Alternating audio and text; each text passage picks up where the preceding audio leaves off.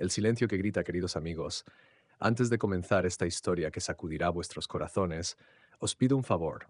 Suscribíos a este canal, porque las historias que aquí se cuentan no son simples relatos, son pedazos de vida.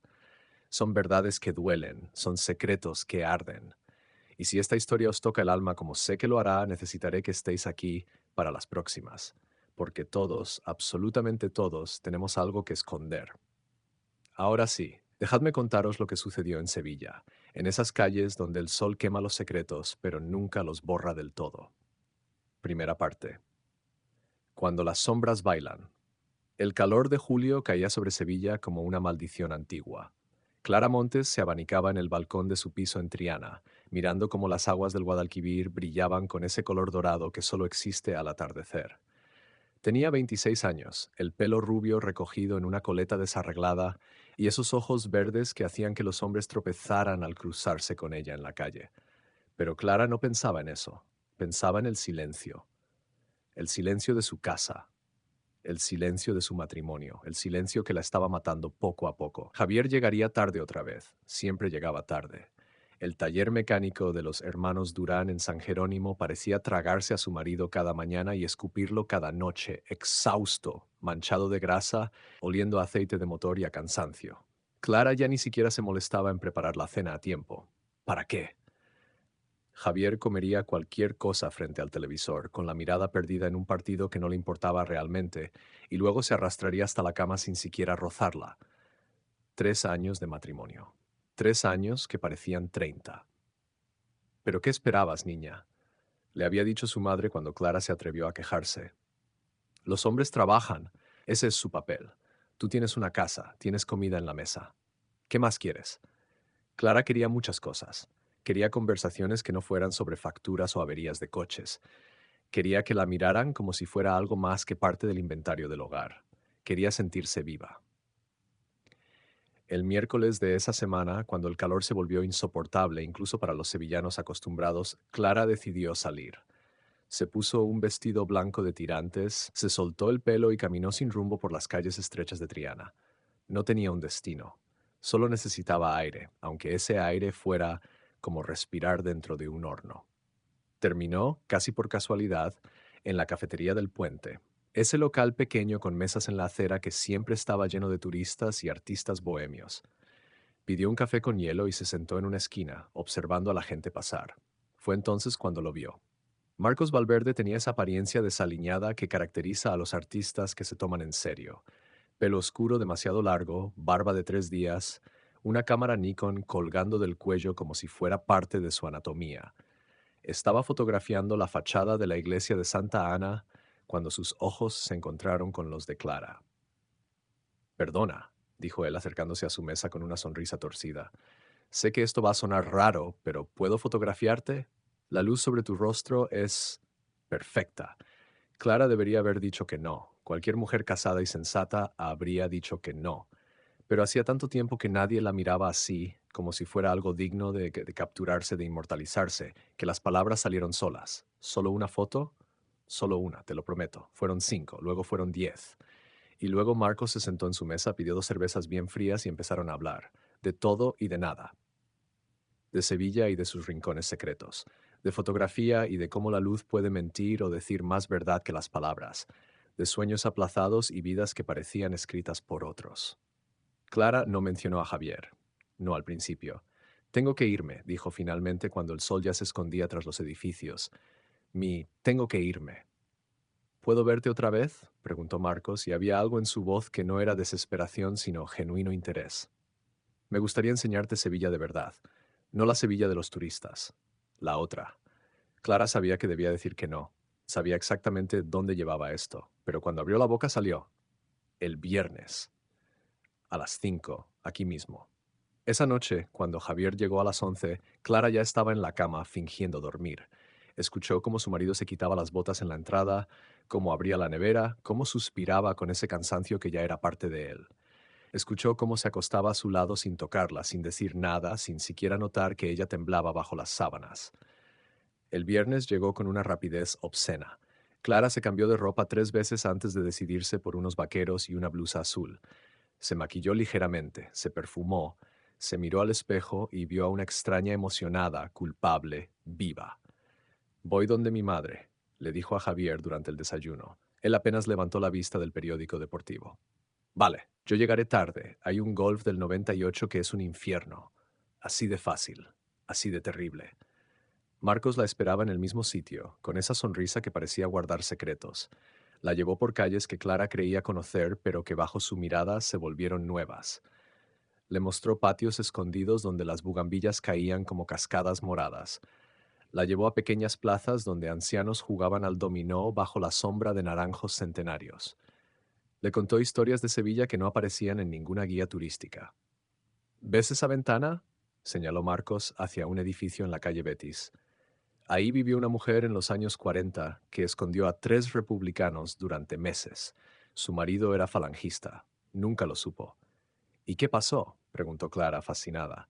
Lo salvó, pero tuvo que vivir toda su vida con ese secreto. Murió sin confesarlo a nadie. Lo supe por su nieta, que encontró unas cartas después del entierro.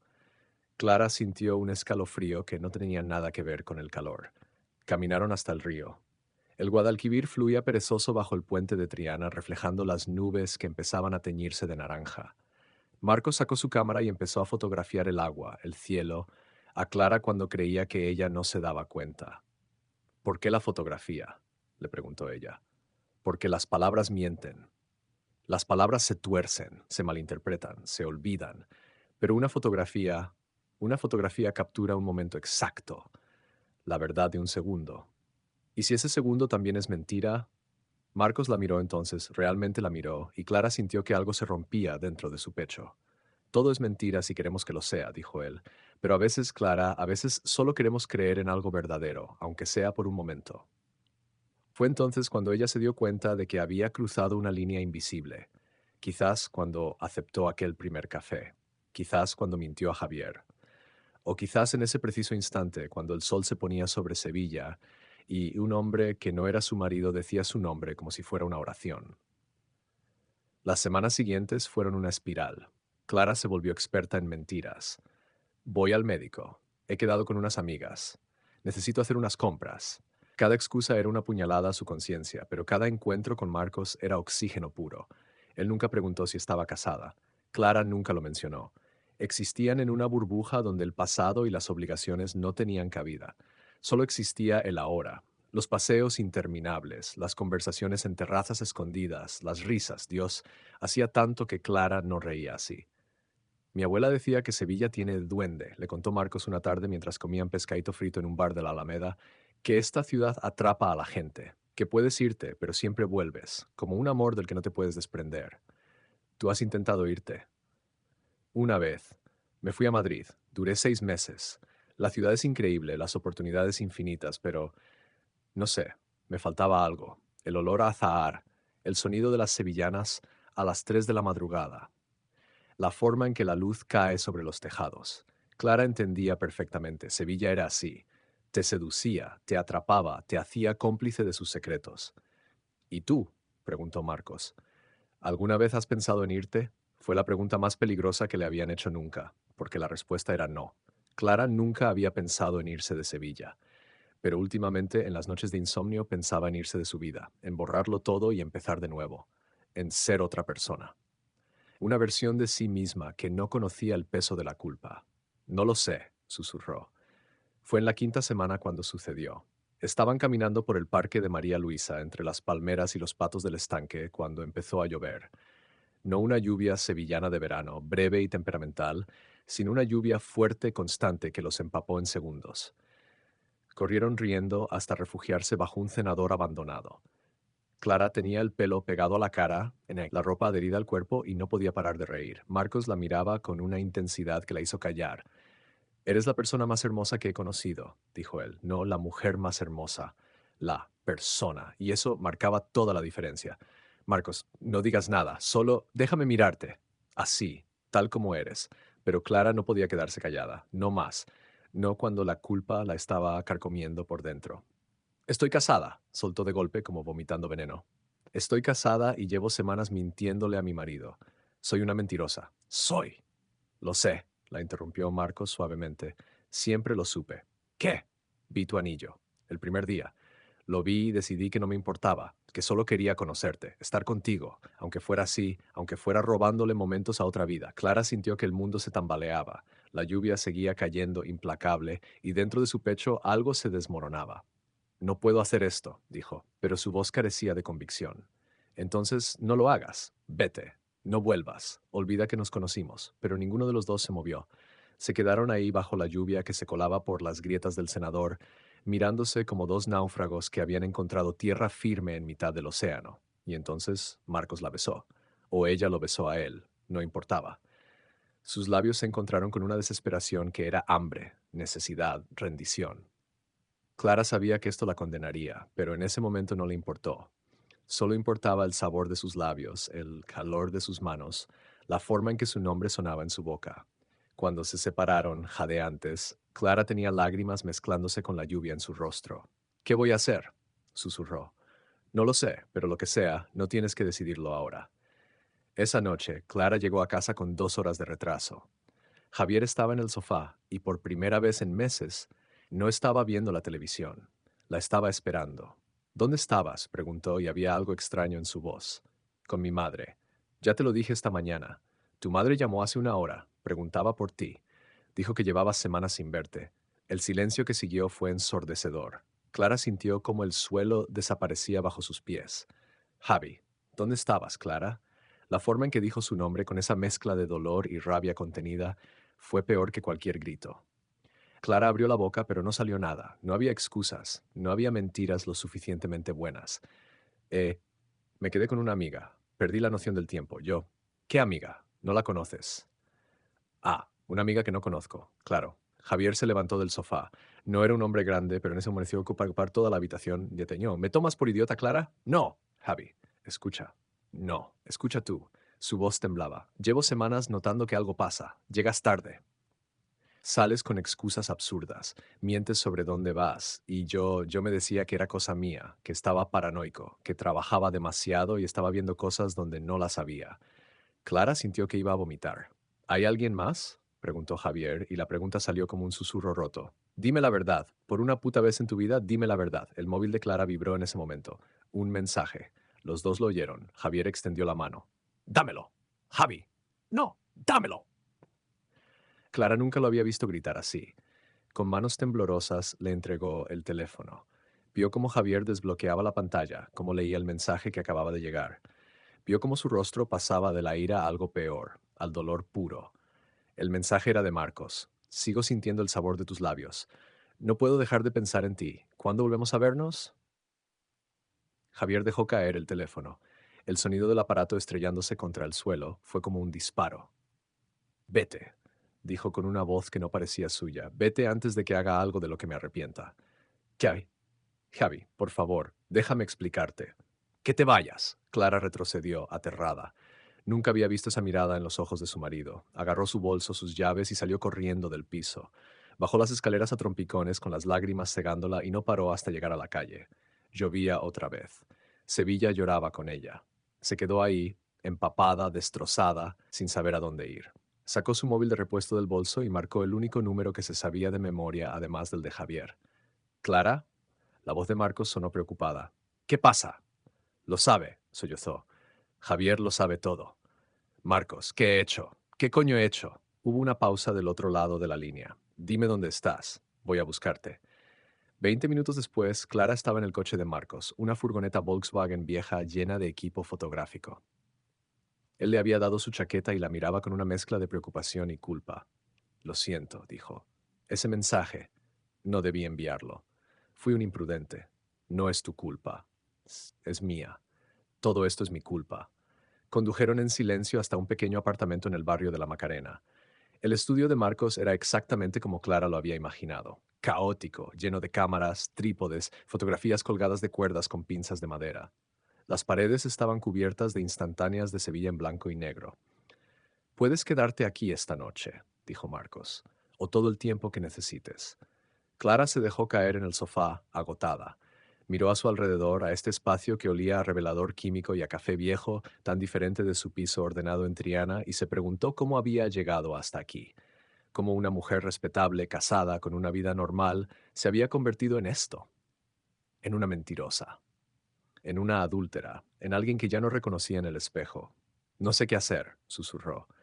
Marcos se sentó a su lado manteniendo una distancia respetuosa. Nadie lo sabe nunca, pero Clara, esto no es culpa tuya. Sola, quiero decir. Una relación se rompe por dos personas, no por una. Pero yo fui quien. ¿Quién qué? ¿Quién buscó algo que no tenía en casa? ¿Quién necesitaba sentirse vista, escuchada, viva? Eso no te hace mala persona, te hace humana. Clara quería creerlo. Dios, cómo quería creerlo. Esa noche durmió en el sofá de Marcos, vestida sin tocar siquiera la cama que él le había ofrecido. No pegó ojo. Cada vez que cerraba los ojos veía la cara de Javier, esa expresión de traición absoluta. Escuchaba sus palabras: vete antes de que haga algo de lo que me arrepienta. A las 6 de la mañana tomó una decisión. Se levantó, se lavó la cara en el pequeño baño y le dejó una nota a Marcos. Gracias por todo. Tengo que arreglar esto, de la forma que sea. Volvió a su piso cuando el sol empezaba a salir sobre Sevilla. La puerta estaba cerrada con llave, pero la suya aún funcionaba. Entró sigilosamente esperando encontrar a Javier dormido o quizás aún despierto, furioso. Lo que encontró fue peor. La casa estaba vacía. No vacía de muebles, sino vacía de Javier. Su ropa había desaparecido del armario. Su cepillo de dientes ya no estaba en el baño. Las fotos de su boda que decoraban el aparador del salón habían sido retiradas, dejando cuadrados más claros en la madera. Sobre la mesa de la cocina había una nota escrita con la letra apretada de Javier. Clara, me voy unos días a casa de mi hermano en Huelva. Necesito pensar, necesito entender. No sé si hay algo que entender realmente. Creía que te conocía, creía que éramos un equipo, pero parece que llevábamos tiempo jugando partidos diferentes. No te odio. Ojalá pudiera. Sería más fácil, pero lo que siento es peor que el odio, es decepción. Es tristeza, es preguntarme en qué fallé, qué no te di, qué no fui. Supongo que nunca lo sabré. Cuando vuelva, si vuelvo, hablaremos de lo que sigue. Hasta entonces, esta casa es tuya. Haz lo que quieras con ella, con tu vida, porque está claro que yo ya no formo parte de ninguna de las dos. Jo. Clara leyó la nota 3 veces antes de que las lágrimas la cegaran completamente. Se dejó caer en el suelo de la cocina y lloró como no lloraba desde niña. Lloró por Javier, por lo que habían sido y ya no serían nunca. Lloró por Marcos, que no tenía culpa de nada excepto de aparecer en el momento equivocado. Lloró por sí misma, por la mujer que había sido y la que se había convertido. Sevilla seguía ahí fuera, indiferente a su dolor. El Guadalquivir seguía fluyendo, las campanas de la Giralda seguían tocando las horas, la vida seguía. Pero para Clara Montes, en el suelo de su cocina vacía, con una carta de despedida en las manos, todo había terminado. O quizás pensó mientras se levantaba con las piernas temblorosas, quizás todo estaba a punto de comenzar, porque lo que vino después nadie, ni siquiera ella misma, podría haberlo previsto. Aquí termina la primera parte de esta historia que os romperá y os reconstruirá. ¿Qué creéis que pasará ahora? ¿Puede un matrimonio sobrevivir a esto? ¿Debe hacerlo? Dejadme vuestros pensamientos abajo, porque vuestra opinión importa. Y si queréis saber cómo continúa esta historia, tenéis que volver. Os prometo que la segunda parte os dejará sin aliento. Nos vemos pronto, amigos. Los días que siguieron fueron un infierno de silencio. Clara se quedó en el piso, rodeada de fantasmas. Cada rincón le recordaba a Javier. La taza de café que él usaba cada mañana, el sillón donde se sentaba a ver los partidos, el lado de la cama que ya no se hundía con su peso. La ausencia de una persona puede ser más ruidosa que su presencia, y Clara estaba aprendiendo esa lección de la forma más cruel. Marcos llamaba todos los días. Al principio Clara contestaba.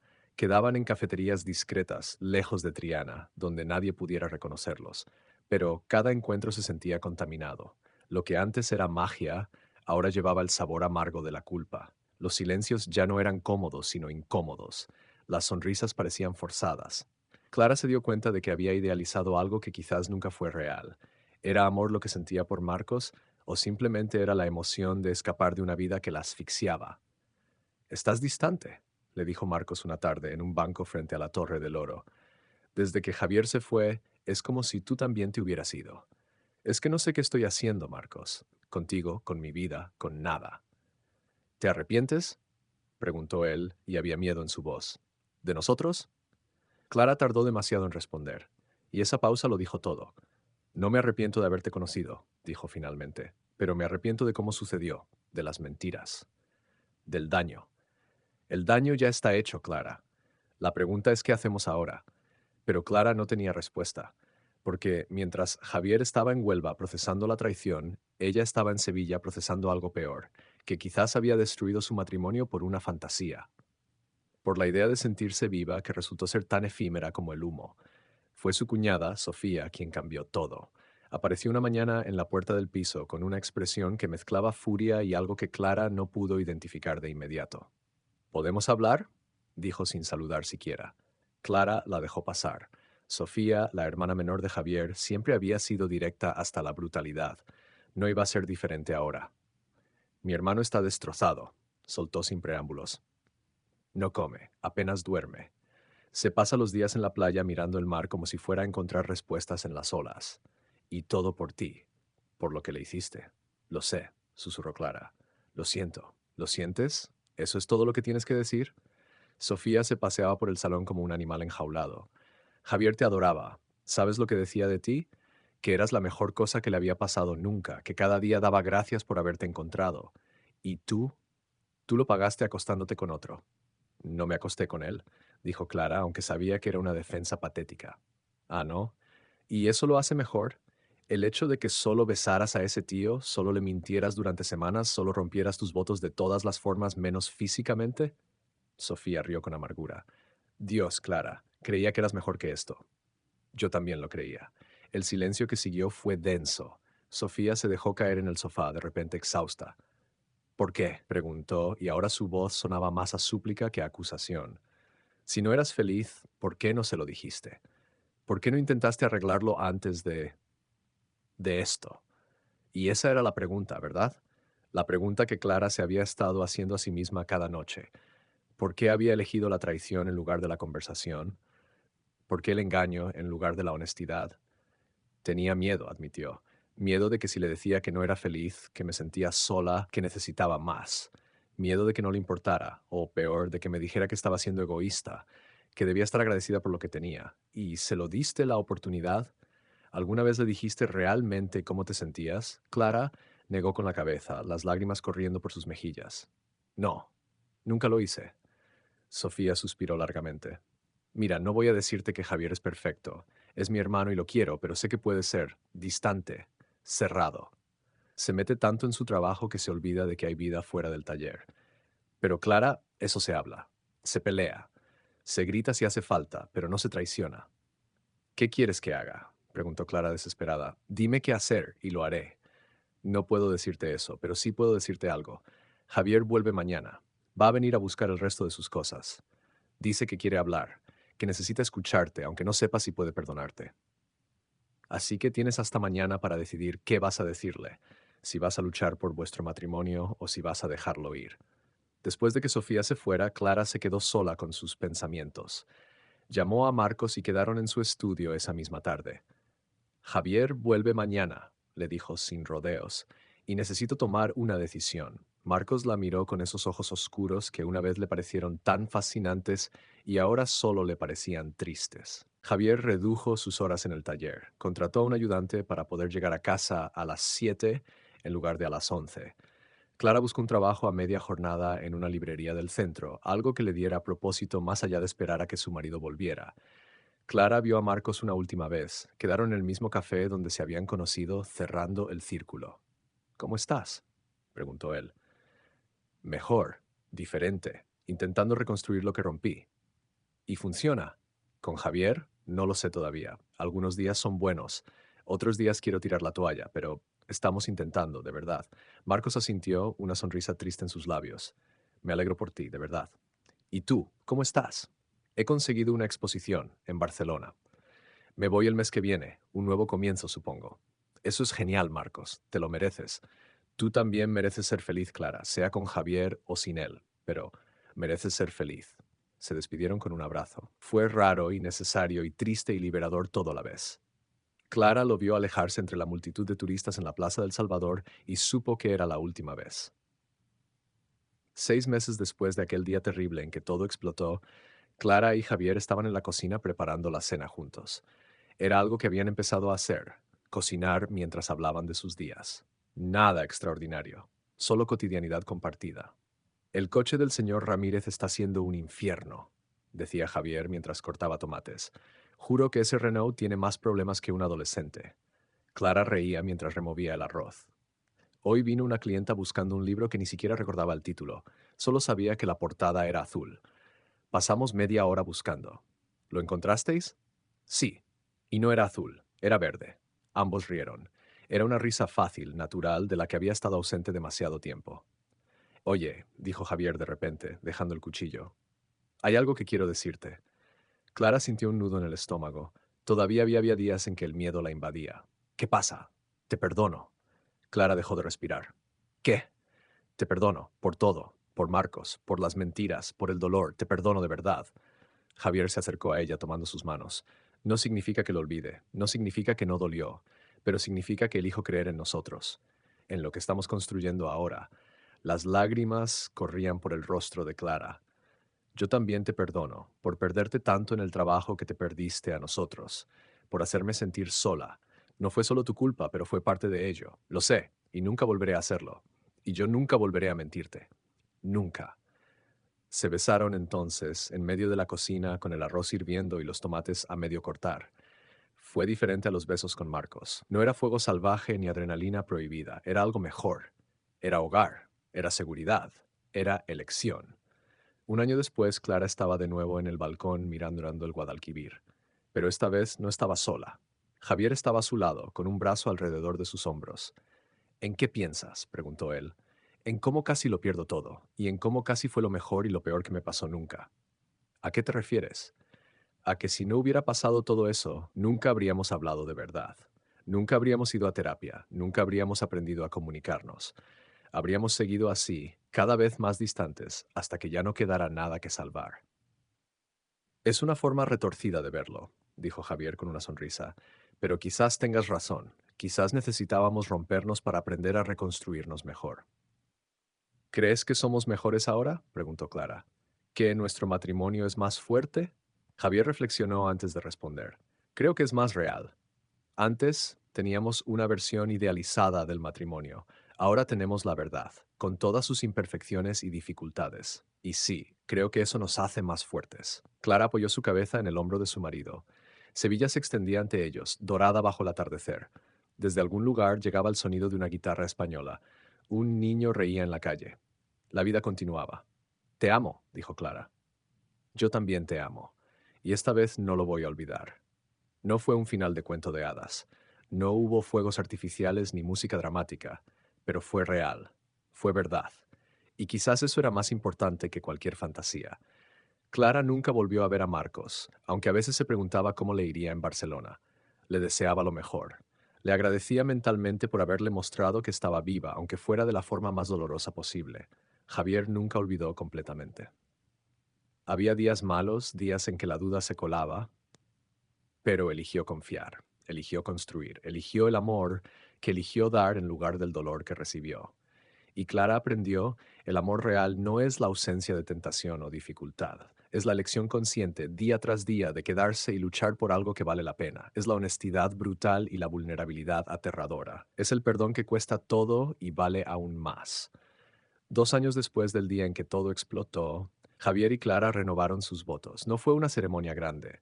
Solo ellos dos, Mercedes la terapeuta como testigo y el sacerdote de la iglesia de Santa Ana. Fue en el mismo lugar donde se casaron la primera vez. Pero las palabras fueron diferentes, porque ellos eran diferentes. Prometo hablarte cuando me sienta sola, dijo Clara. Dijo Clara. Prometo escucharte cuando lo hagas, respondió Javier. Prometo no escapar de los problemas. Prometo no esconderme en el trabajo.